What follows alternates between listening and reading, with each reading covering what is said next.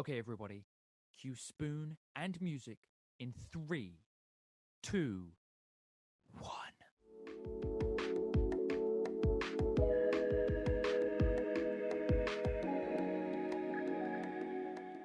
Hello, guys, and welcome back to another episode of the SpewnedIt podcast. My name's Joel Brown, and this is Jensen Anderson. Jensen Anderson, what's up?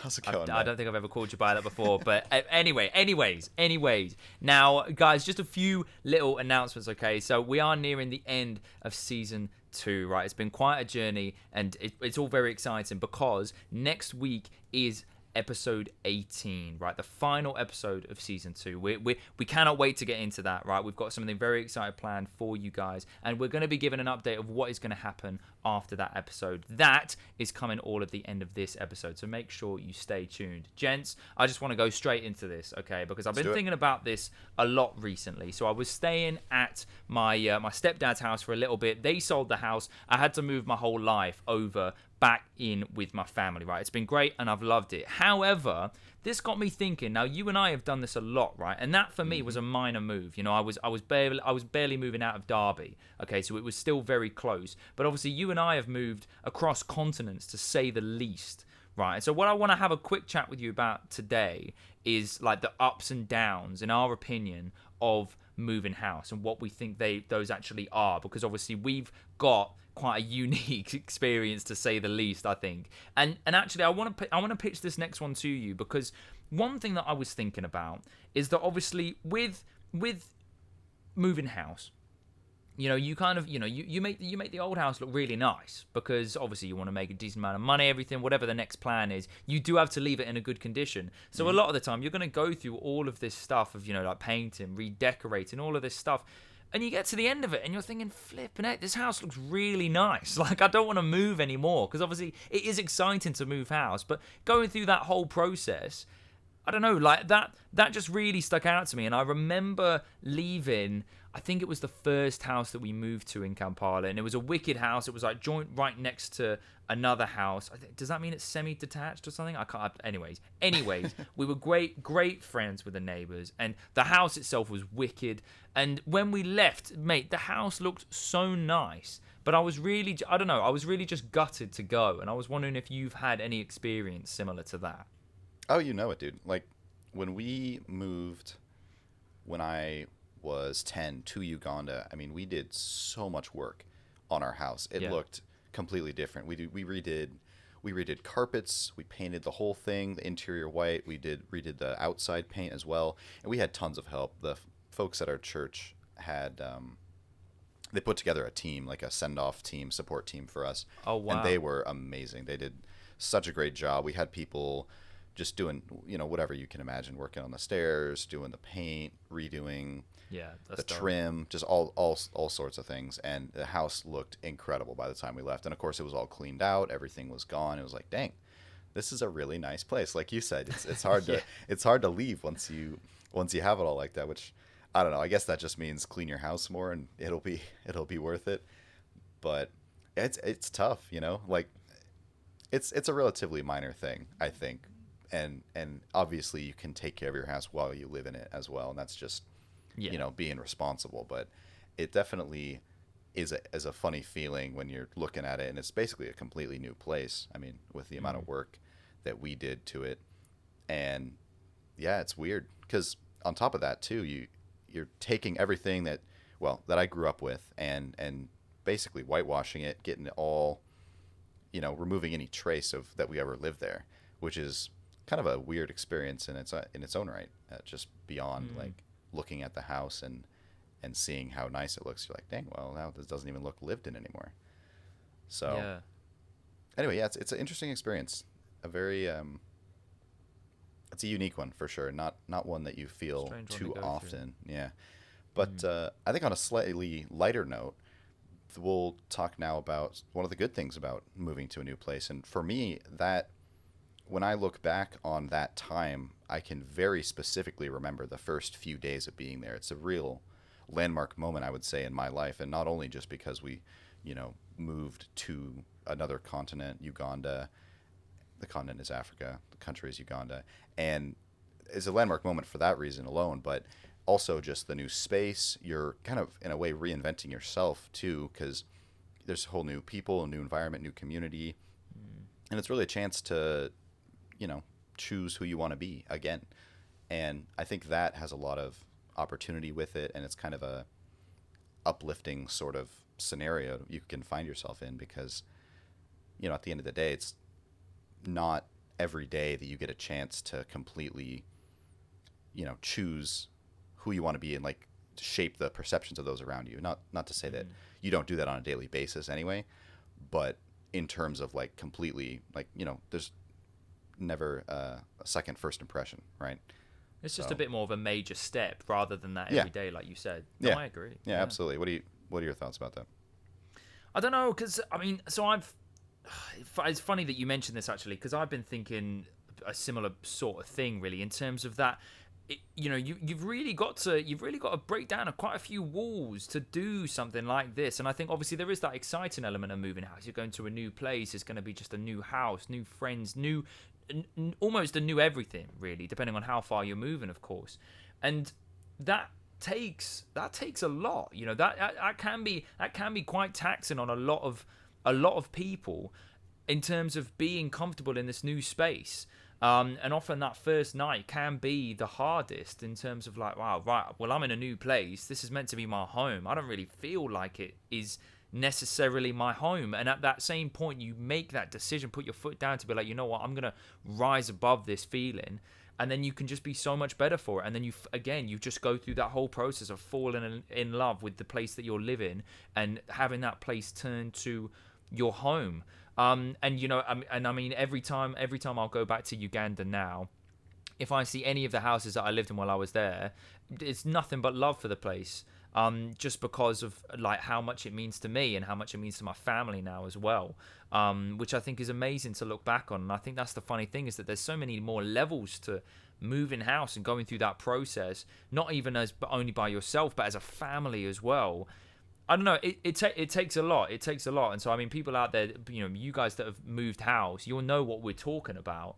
But I think it's obviously not something to be scared of, but it's a really great opportunity, like you said, Jens, to almost paint yourself in a new light and have a bit of a fresh start, which is nice. I think that is a good feeling. And so obviously there's highs and lows of moving house, and I mean, we know it to say the least. Really, we've had quite the experience, but yeah, I don't know. It is very exciting, and I think it's never something that's ever going to lose that little edge of excitement. But gents, I don't know. I'm looking at my watch. Do you know what time it is? Yeah, Joel. I think I do. And the windup, the pitch. This week on Joel's Pitch from the Past. This, of course, is when we take turns trying to bring back a childhood memory that we feel has lost a little bit of the magic over the years, right? Now, last time, rather, Jensen sold me something really stupid. It was like gum that when you put it down, it gets back its flavor over time. Really ridiculous idea. I thought I had promise, all right? I thought that we'll leave it there. And this week, moving on to this week, Joel is going to try to sell me something so absurd. I can't even say anything about it. It's self-unclicking Lego.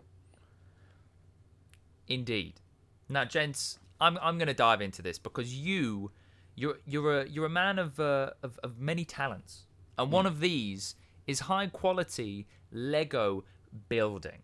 Now, I want to take us back. Picture from the past. I want to take us back, right? You know how back in the day we used to have to break nails. We would end up with like cuts on our fingertips, bruises, when the Lego would get stuck to a piece. And often it was when you had those massive sheets of Lego, and then you have like a little tiny bit that you put on, and you just couldn't get it off, right? Now, we used to end up having to try to bite it off, and then we would end up messing up the Lego. It was a mess. I mean, worst case scenario is that those two Lego pieces were just fused, and basically what you had to do, they'd never be split up again, and you just had to accept that, you know what, maybe this is just what is going to happen now. This is just the piece.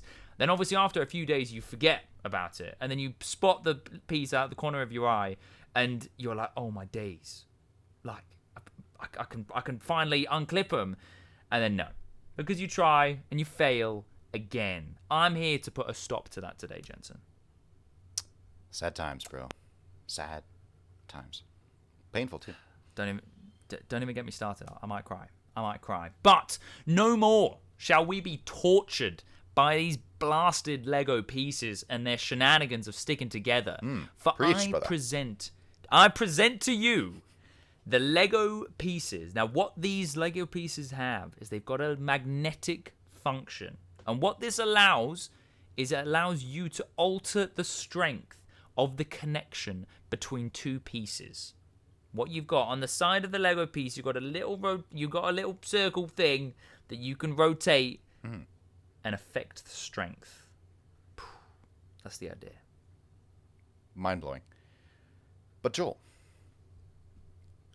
what about all the people out there who over the years have been building and collecting, and they have buckets and bins and well-sorted just throws of Lego out there, right? But they're all the old style.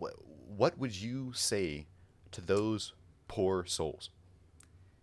Fear not, my friend Jensen, and fear not to you, because I have a solution. Okay. Now, rumor has it, and I have a source on the inside.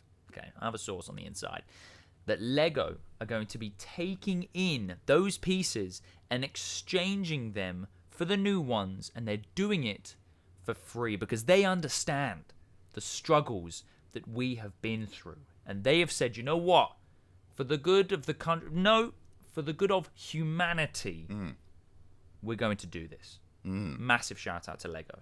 Oh yeah, massive. Incredible company. Just the retrofit plan is going to be losing them billions, quite frankly, but they are relentless in their support. Exactly. Wow, that was, what can I say? Not only was it an incredible pitch, but it also sounds realistic and viable, and quite frankly, very helpful. To that I say, well done, Home Slice. They certainly have not already created a solution to this very problem in the past. So for you on this final pitch from the past in our penultimate season 2 episode, it's a grand slam. Knock it out of the park. It's a grand slam. You've slam. done it again. Come on. You've done it again, Home my run. friend. He's done Jeeves. Yes. Come on. Love it. Guys, okay. I know I mentioned at the start of the episode, we've got some exciting news, right? And now I want to give that to you on a silver platter, okay? Very exciting. We have come to the end of season 2, and that episode is going to be happening next week, the final episode of season 2 of SpewnedIt. Wow. What a journey it's been, truly. Now, we are going to be taking a break from the podcast throughout September. However, we will not be silent.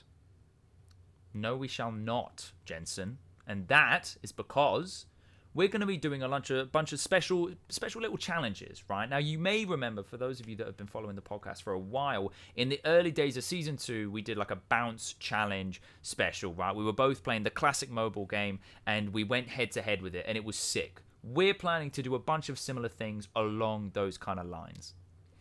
That's right. So leave us a comment. Tell us any sort of ideas. We have a few of our own. We would love to hear from you. What do you want us to do? We're thinking playing various games together against each other.